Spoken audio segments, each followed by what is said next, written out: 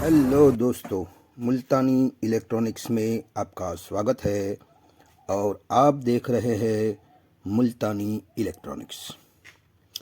मैं आपके लिए लाया हूँ एक और नया टॉपिक।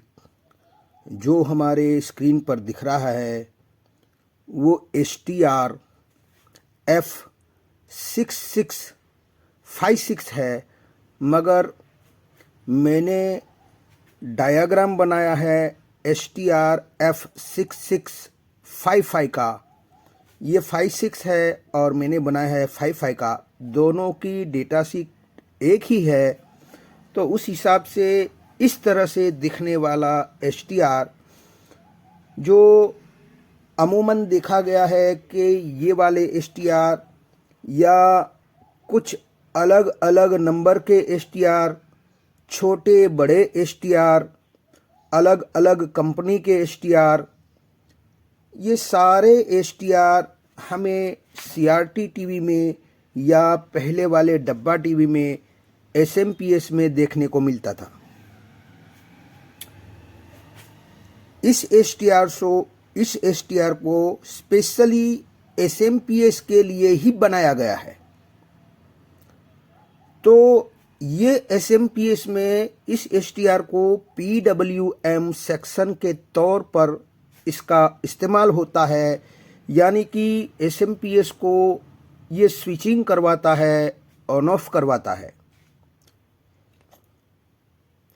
तो ये हमारे CRT टीवी में बहुत सारी कंपनी में अलग अलग नंबर के छोटे बड़े अलग अलग कंपनी के बहुत सारे STR पड़े हैं, जो अब हमारा ये सारे STR हमारे लिए कुछ काम के नहीं रहे, क्योंकि CRT का ज़माना ख़त्म हो गया, चला गया। उस हिसाब से ऐसे कहीं कितने ही हमारे STR हमारे पास पड़े होंगे जो हमारे अब कुछ काम के नहीं रहे हैं। तो मैंने सोचा इन सभी STR को कहीं ना कहीं इस्तेमाल करना चाहिए। तो फिर मेरी मेहनत और मेरी लगन से मैं जुट गया उस प्रोसेस में कि ये कहाँ पर इसको इंस्टॉल करें। SMPS में भी हो सकता है, मगर दूसरी कौन से सेक्शन में इसको फिट किया जाए वो मैं कसमकस में था, सोच रहा था। तो एक दिन मैंने इसे इंस्टॉल कर ही दिया कुछ दूसरे सेक्शन में। तो आज मैं बताने वाला हूँ कि ये SMPS में यूज़ होने वाला ये STR जो ख़ास तौर से SMPS के लिए ही बना है, उसको मैंने बैकलाइट ड्राइवर बोर्ड के तौर पर LED टीवी में इंस्टॉल कर दिया है। यानी कि इस STR से हम बैकलाइट ड्राइवर बोर्ड के बदले इस STR को फिट करेंगे तो ये हमारी बैकलाइट जलाएगा, ऑन करेगा। और मैंने इसे ऑन ऑफ भी करवाया है, क्योंकि स्टैंड बाय में हमारी बैकलाइट ऑफ रहनी चाहिए और स्टैंड बाय रिलीज़ के बाद, स्टैंड बाय ऑन के बाद ही हमारी बैकलाइट स्ट्रिप ऑन होनी चाहिए।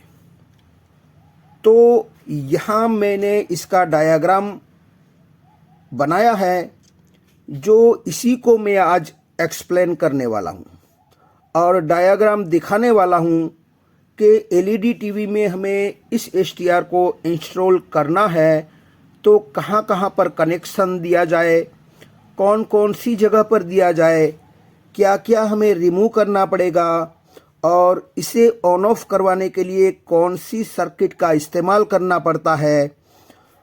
वो सारी जगह और सारी निशानदेही आज मैं आपको डायग्राम में एक्सप्लेन करूँगा।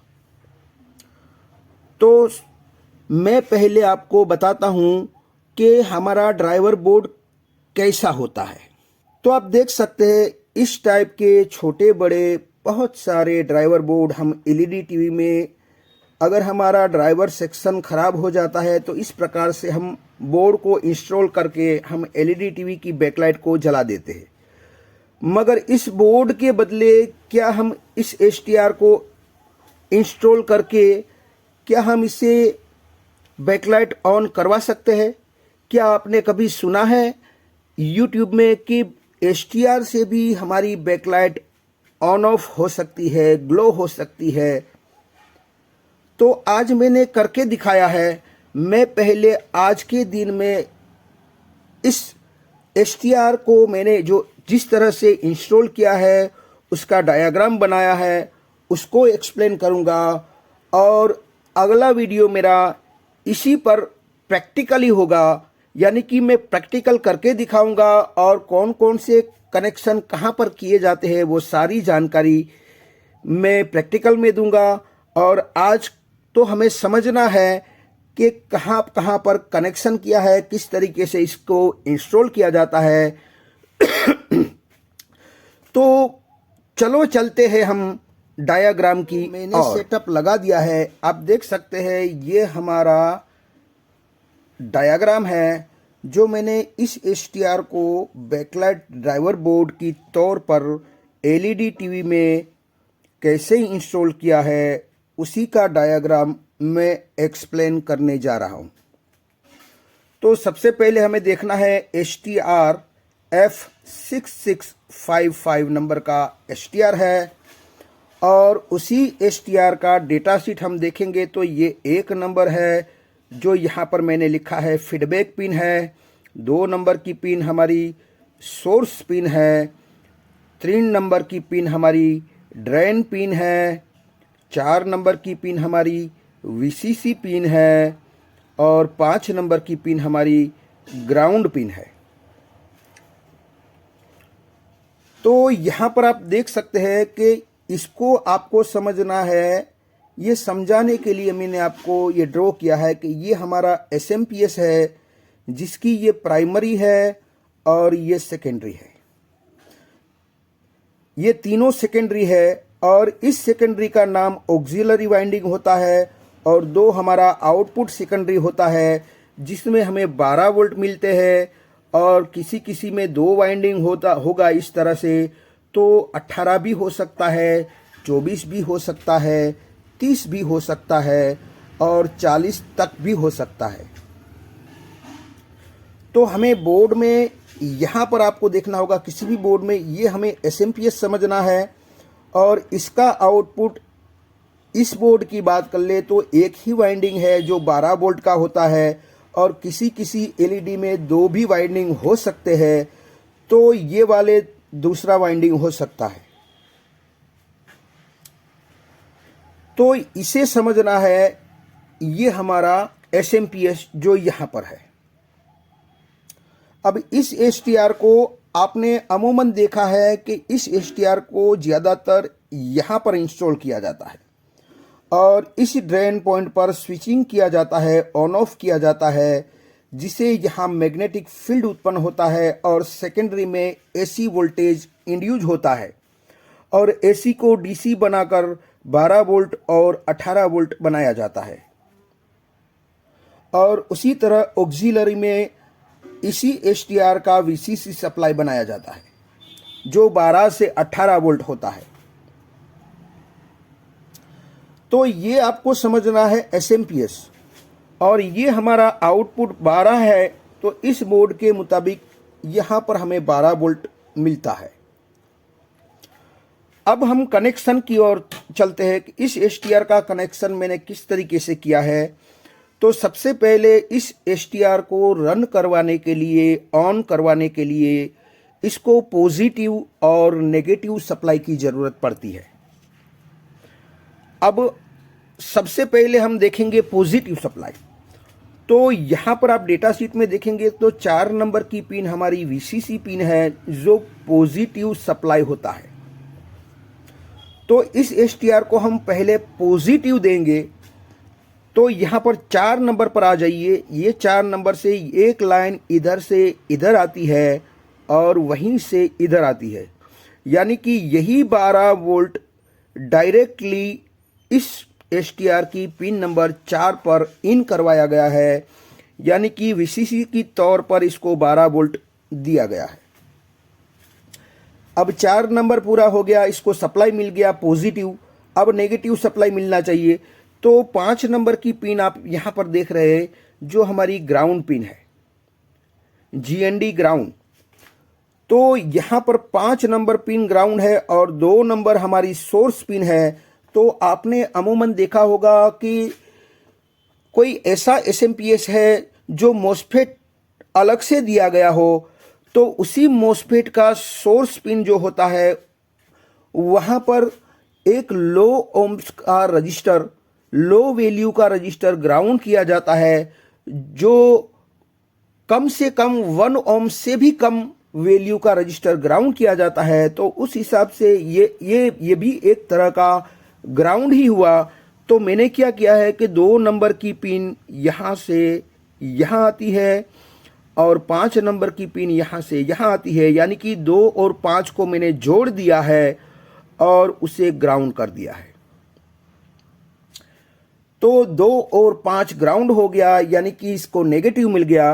अब पॉजिटिव और नेगेटिव मिल गया।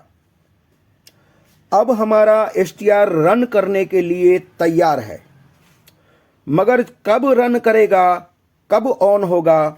जब ये 1 नंबर की पिन, जो यहाँ इसके डेटा शीट के मुताबिक फीडबैक पिन है, तो फीडबैक में अगर हमें STR इस SMPS में इंस्टॉल करना होता, तो आपने ज़्यादातर देखा होगा कि इसी STR की, इसी SMPS के एक ऑप्टो कपलर होता है, उसकी 4 नंबर की पिन से जुड़ा हुआ होता है ये फीडबैक सर्किट। तो जब हम SMPS की प्राइमरी में हम इसको इंस्टॉल करते हैं, तब यहाँ ऑप्टो कपलर की पिन नंबर 4 पर जुड़ा होता है। मगर यहाँ पर हमने SMPS में इंस्टॉल नहीं किया है, बल्कि LED टीवी में बैकलाइट ड्राइवर बोर्ड के तौर पर इसको इस्तेमाल किया है। तो उस हिसाब से मैंने 1 नंबर की पिन को ऑन ऑफ पिन के लिए यूज में लिया है।